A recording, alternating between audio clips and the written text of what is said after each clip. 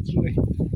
បងប្អូនអើយនេះមកជួយទិញឡានថៅកែខ្ញុំមកត្រឹមតឡើងរួច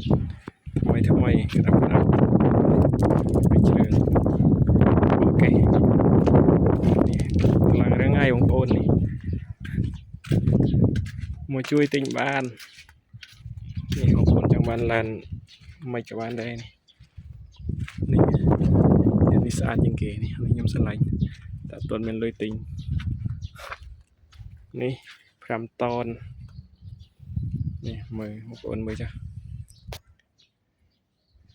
បងប្អូនណាស្រឡាញ់ចូលចិត្ត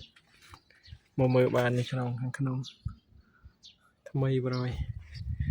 នេះចង់បានឡានចេះក៏បានដែរនេះភេទឡានដកអ្នកដំណើរ210កៅអីនេះខ្ញុំអត់សូវស្គាល់ទេបងប្អូនភេទឡានដាក់ទំនិញមាន3-4គ្រឿងធំ